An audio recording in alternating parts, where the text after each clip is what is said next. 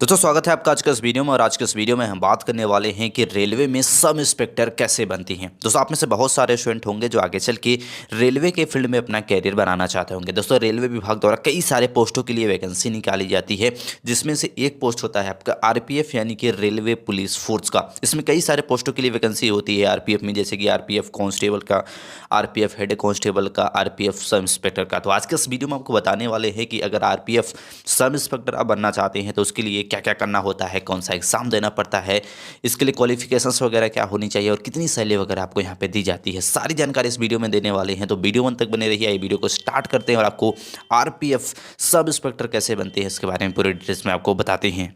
दोस्तों सबसे पहले आपको बताते हैं कि आरपीएफ सब इंस्पेक्टर का काम वगैरह क्या होता है और किसे कहते हैं आरपीएफ सब इंस्पेक्टर। दोस्तों जैसे कि आप सभी को पता है कि रेलवे सुरक्षा बल, जिसे हम आरपीएफ के नाम से भी जानते हैं, इसकी कई सारे पोस्टें होती हैं, जैसे कांस्टेबल, हेड कांस्टेबल, एएसआई और कई सारे और भी पोस्टें यहाँ पे दी जाती हैं आरपीएफ के अंतर्गत। दोस्तों ये जो सब इंस्पेक्टर होते हैं इसके अंदर आते हैं आपके कांस्टेबल और हेड कांस्टेबल, यानी कि कांस्टेबल और हेड कांस्टेबल को क्या क्या काम करना है, वो सही से काम कर रहे हैं या फिर नहीं।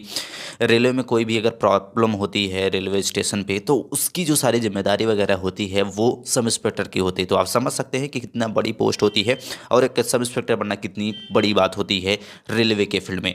तो आइए इसके लिए क्वालिफिकेशंस वगैरह क्या होती है इसके बारे में थोड़ा सा आपको बता देते हैं। तो अगर आप आरपीएफ सब इंस्पेक्टर बनना चाहते हैं तो सबसे पहले आपके पास ग्रेजुएशन लेवल की डिग्री होनी चाहिए। सबसे पहले 12th पास होना चाहिए, साथ ही साथ ग्रेजुएशन लेवल की डिग्री होना कंपलसरी होता है, जिसमें आप बीए, बीएससी, बीकॉम, बीटेक कोई भी जैसे ग्रेजुएशन लेवल का जो कोर्सेज होते हैं अगर आपने कर लिया है तो इसके लिए अप्लाई कर सकती हैं। साथ ही साथ आप भारत के निवासी होनी चाहिए और आपकी जो उम्र होनी चाहिए वो 20 से 28 वर्ष के बीच में यहाँ पे मांगी जाती है। ओबीसी रहती हैं तो 2 वर्ष और एससी कैंडिडेट के लिए आपको 5 वर्ष यहाँ पे उम्र में छूट भी दिया जाता है। बात करते हैं फिजिकल रिक्वायरमेंट आपके पास क्या होनी चाहिए, इसके बारे में आपको ज़रूर पता होना चाहिए।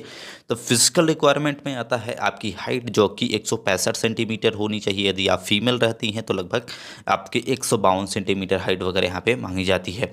और बात करते हैं अगर आप मेल कैंडिडेट रहते हैं, एससी रहते हैं या फिर फीमेल हैं, एससी है, तो उसमें हाइट में भी आपको छूट आपको दी जाती है। साथ ही साथ बात करते हैं आपके चेस्ट की, तो आपका जो चेस्ट होना चाहिए वो 80 से 85 सेंटीमीटर होना चाहिए और एससी कैंडिडेट के लिए आपका चेस्ट में भी कुछ छूट आपको दिया जाता है। अब बात करते हैं सारे क्वालिफिकेशंस वगैरह आपको बता दिया, इसके एलिजिबिलिटी क्राइटेरिया बता दिया। अब बताते हैं कि कैसे बनते हैं एक्चुअल में एक सब इंस्पेक्टर। दोस्तों अगर आप एक आरपीएफ सब इंस्पेक्टर बनना चाहते हैं तो सबसे पहले अपना ग्रेजुएशन पूरा कर ले। ग्रेजुएशन आप बीए, बीएससी, बीकॉम, बीटेक कोई भी कोर्स कर सकते हैं। इसके बाद समय समय पर रेलवे सुरक्षा बल यानी कि आरपीएफ द्वारा सब इंस्पेक्टर की वैकेंसी निकाली जाती है। जैसे ये वैकेंसी आती है इसके बारे में आपको पता करना होगा और इसके लिए अप्लाई करना होगा।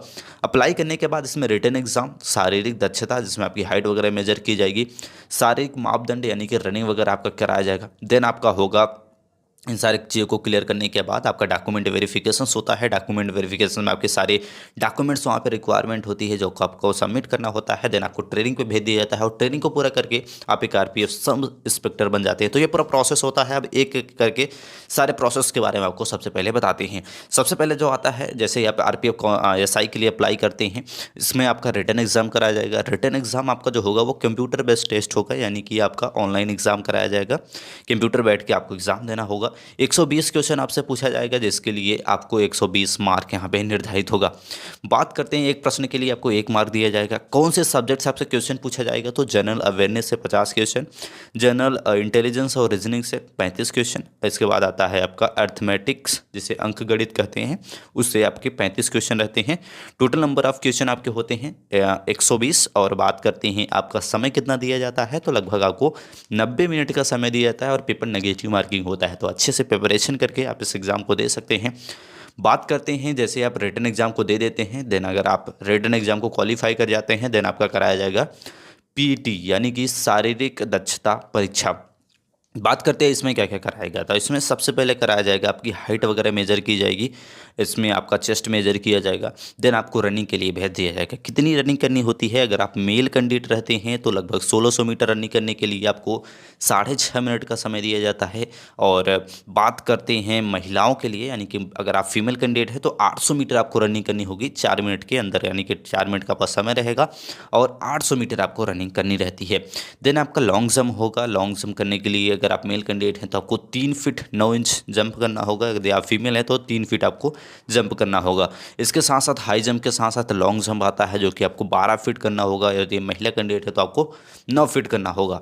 देन आपका पूरी तरह से मेज़र वगैरह करने के बाद, सारी चीज़ें फिजिकल वहाँ पे करवाने के बाद आपका होगा मेडिकल टेस्ट। मेडिकल टेस्ट भी काफ़ी इंपॉर्टेंट होता है और इसे भी काफ़ी सारे लोग बाहर हो जाते हैं, तो आपको मेडिकली भी काफ़ी फिट रहना होगा। मेडिकल में कोई भी आपको भी बड़ी बीमारी वगैरह नहीं होनी चाहिए।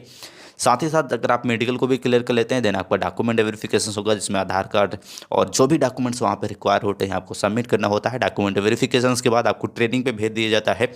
6 महीने या फिर साल भर की आपकी ट्रेनिंग दी जाती है और इसके बाद आपको आरपीएफ एसआई यानी कि सब इंस्पेक्टर आपको बना दिया जाता है। तो ये पूरा प्रोसेस होता है। सबसे पहले ग्रेजुएशन पूरा करना होता है, देन आपको इसके लिए अप्लाई करना होगा।